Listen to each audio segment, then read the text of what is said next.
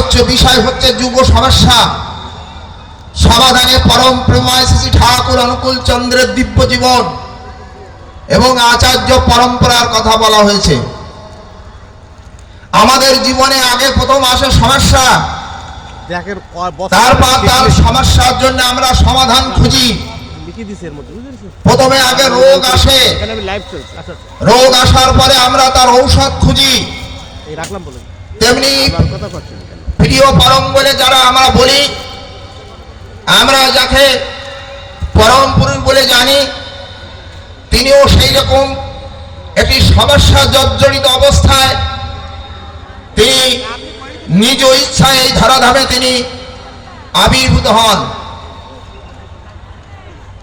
কালের প্রেক্ষাপটে আমরা সৌভাগ্যবান, কারণ পরম দয়াল ঠাকুর তিনি আমার এই বাংলায় জন্মগ্রহণ করেছেন, যার কথা শুধু এখন বাংলা নয়, আজকে পৃথিবীর 130টি দেশে তার কথা আলোচিত হচ্ছে।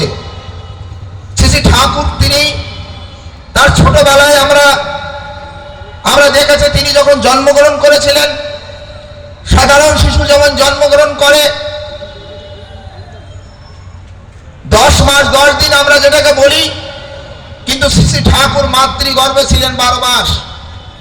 সাধারণ শিশুই জন্মায় যেমন কাঁদে, ঠাকুর অনুকূল চন্দ্র তিনি হেসেছিলেন। সেই শিশুটির কথা আজকে আমরা ক্রমান্বয়ে গতিতে দেখেছি। তিনি যখন আস্তে আস্তে যখন বড় হয়েছেন, একদিন মা বলছে, অনুকূল চল তো ওই পাড়ায় একটা ছেলে হয়েছে, ওকে একটু দেখে আসি। ঠাকুর বললেন, সেই ছোট্ট শিশুটি বলে উঠলেন, ও তো বাঁচবে মাত্র 18 দিন।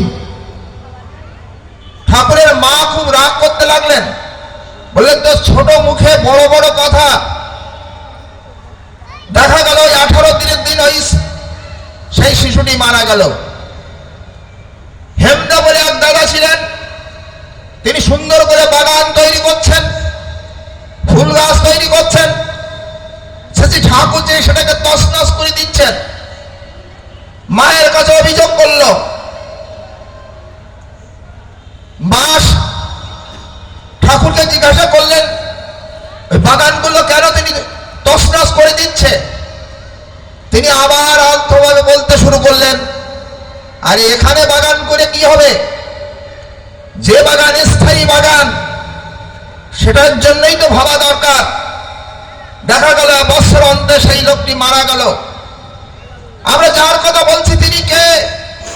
যিনি অতীত দেখেছেন, যিনি বর্তমান দেখেন, যিনি ভবিষ্যতের কথা বলেছেন।